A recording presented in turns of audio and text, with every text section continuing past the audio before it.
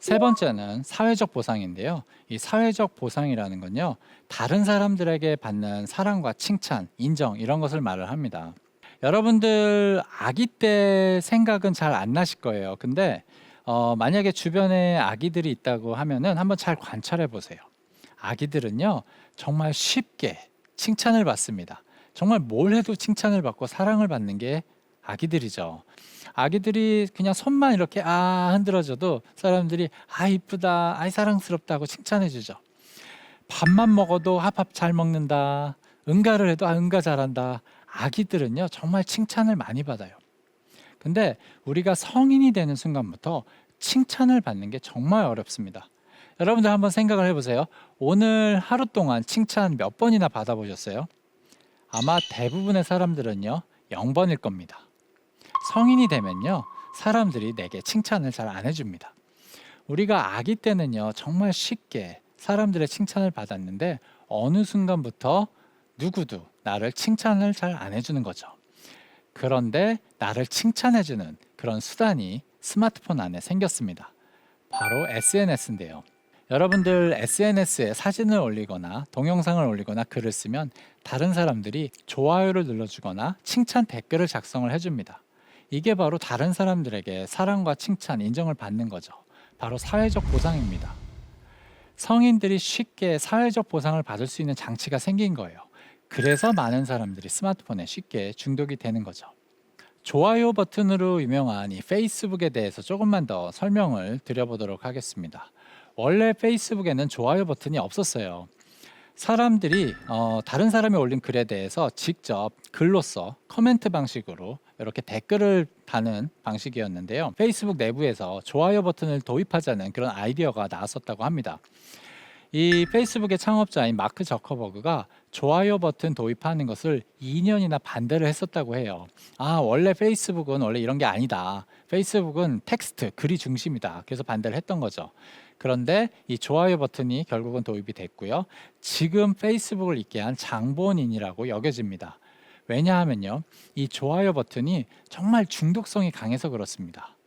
여러분들 좋아요 버튼이라는 게 그냥 다른 사람들에게 내 감정이나 생각을 표현하는 그런 도구다, 이렇게 쉽게 생각을 하실 수가 있는데요. 사실은 그렇지가 않습니다. 이게 내 생각을 표현하는 도구면요, 좋아요와 함께 싫어요도 표현을 할 수가 있게 해줘야 되겠죠. 그런데 페이스북의 좋아요 방식에는요, 싫어요를 표현을 할 수가 없습니다. 다른 사람들이 나한테 안 좋은 소리는 할 수 없고요, 칭찬만 해줄 수가 있는 거예요. 사람들로 하여금 다른 사람들의 사랑과 칭찬, 인정, 즉 사회적 보상만 받게 해주는 장치를 만들어낸 겁니다.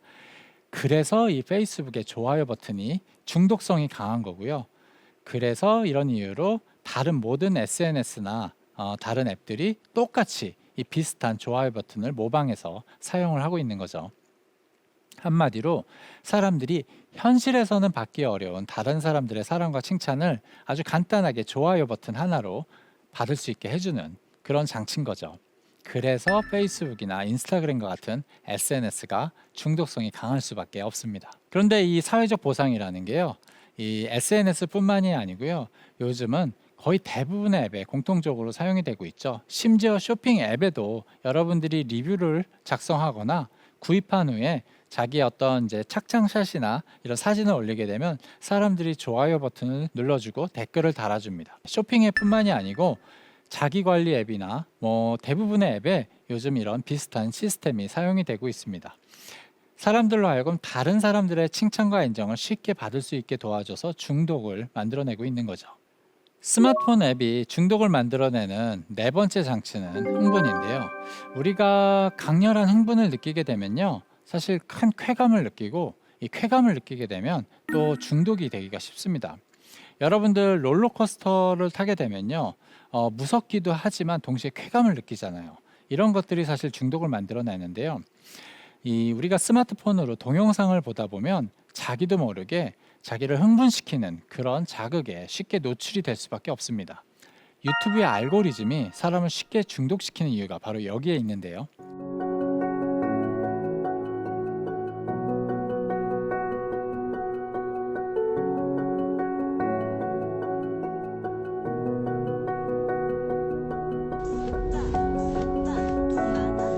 제가 페이스북에 마크 저커버그가 실제로 공개한 적이 있는 자료를 한번 보여드리도록 하겠습니다. 미국에서 사람들이 페이스북이 사람들을 너무 중독시킨다 이렇게 좀 비난을 하니까 저커버그가 이 그래프를 보여주면서 우리가 일부러 그러는 게 아니라 알고리즘의 특성상 어쩔 수 없이 이렇게 될 수밖에 없다라고 설명을 하면서 보여준 자료인데요. 유튜브나 페이스북에 올라온 동영상들이 사실 너무 자극성이 강하면요 자체적으로 금지가 됩니다. 그러니까 너무 선정적이거나 폭력적인 컨텐츠는 금지가 되겠죠. 근데 정말 재밌는 게 뭐냐면요, 사람들의 시청 몰입도는요 이 금지가 되는 경계선에 가까울수록 급증한다고 해요. 그러니까 너무 심하면 금지가 되겠지만 그 금지가 되는 수준에 가까울수록 사람들의 몰입도가 증가한다는 거죠. 알고리즘은 사람들로 하여금 조금이라도 동영상을 더 오래, 더 많이 보게 하는 것을 목적으로 하다 보니까 이런 컨텐츠를 보여줄 수밖에 없다라고 설명을 하면서 이런 데이터를 보여준 적이 있습니다. 이게 알고리즘의 특성인데요.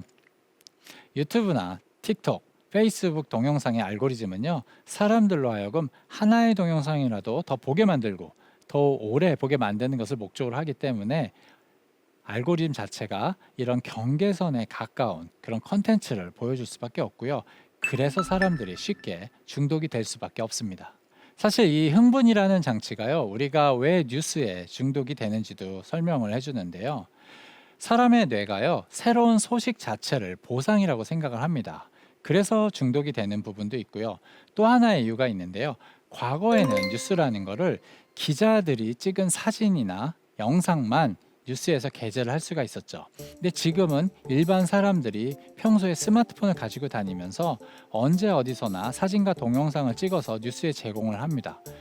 그렇다 보니까 우리가 종종 뉴스에서 아주 자극적이거나 폭력적이거나 선정적인 그런 영상에 노출이 되는 경우들이 많아요. 우리를 흥분시키는 거죠. 아침에 눈 뜨자마자 딱 뉴스 검색을 했는데 처음 보게 되는 그런 뉴스가 굉장히 폭력적인 영상인 경우가 생각보다 많습니다. 그래서 요즘은 뉴스에도 사람을 흥분시키는 그런 컨텐츠가 많아지다 보니까 사람들이 뉴스에도 쉽게 중독이 될 수밖에 없는 거죠. 지금까지 중독을 만드는 4가지 장치들에 대해서 설명을 드렸는데요. 첫 번째, 불규칙적 보상. 두 번째, 보상에 대한 신호. 세 번째, 사회적 보상. 마지막, 흥분. 이렇게 4가지 장치가 있습니다. 그런데 이 4가지 장치가요, 과거에는 게임과 같이 일부 영역에서만 사용이 됐다고 하면요, 지금은요 대부분의 앱에 공통적으로 들어가고 있어요. 이게 쇼핑 앱이건 SNS건 게임이건 자기 개발 앱이건 정말 대부분의 종류의 앱에 공통적으로 이런 장치가 들어가기 시작을 하고 있습니다. 모든 앱들이 중독을 놓고 경쟁을 하기 시작을 해서 그렇습니다.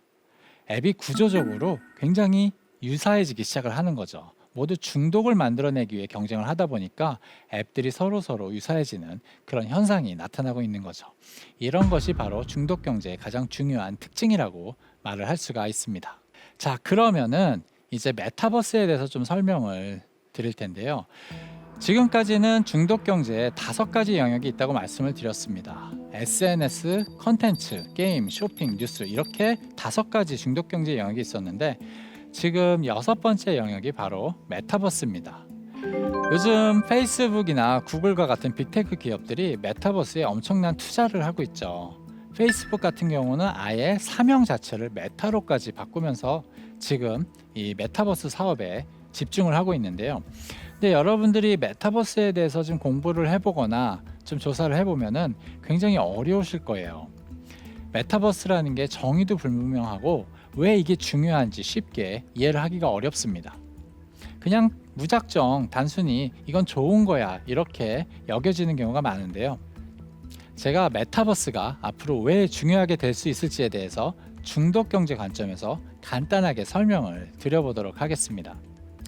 메타버스는 아바타를 사용하거나 우리가 VR 기기를 사용을 하는데요.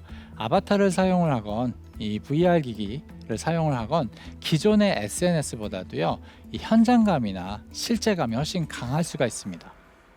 현장감이나 실제감이 강하기 때문에 이게 기존의 SNS보다 훨씬 더 강한 중독성을 만들어낼 수가 있고요. 두 번째가 중요한데요. 기존의 SNS는요, 사실 SNS를 통해서 다른 사람들의 사랑과 칭찬을 받을 수 있는 사람들이 제한적이에요. 현실 속에서 외모가 뛰어나거나 돈이 많은 사람들이 다른 사람들의 칭찬을 쉽게 받을 수 있는 게 바로 SNS의 중요한 특징이죠. 반면에 메타버스는요, 현실의 제약을 받지 않습니다. 현실의 외모가 어떻든 내가 돈이 많건 적건 사실 메타버스 세상에서는요, 누구든지 다른 사람의 사랑과 칭찬을 받는 게 가능하죠.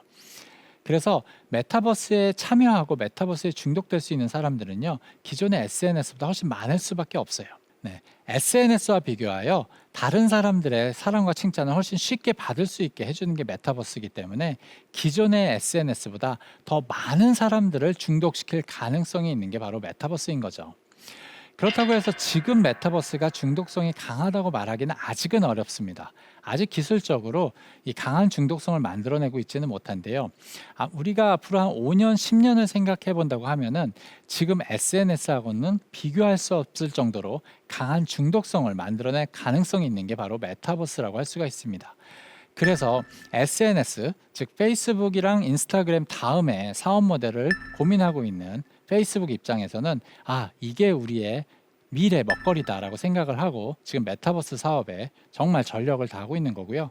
그래서 많은 테크 기업들이 메타버스를 가장 중요한 미래 성장 동력으로 보고 있는 겁니다. 지금까지 중독 경제에 대해서 여러분께 설명을 드렸습니다. 요즘 스마트폰에 중독된 사람들이 정말 많은데요. 우리가 스마트폰에 쉽게 중독되고 있는 게요, 절대로 우리 의지가 약해서 그런 게 아닙니다. 우리가 살고 있는 경제 시스템 자체가 중독 경제로 바뀌고 있기 때문인 거죠. 스마트폰에 대한 중독을 이익으로 전환시키는 중독 경제로 우리 사회가 변화하고 있기 때문에 우리가 중독이 될 수밖에 없는 겁니다. 그래서 지금 시대가 중독 경제 시대라는 것을 명확하게 이해할 필요가 있습니다. 그래야 사업자들은 새로운 사업 기회를 찾을 수가 있고요. 개인은 중독 경제 속에서 중독되지는 않으면서 자신이 원하는 삶을 살 수가 있습니다.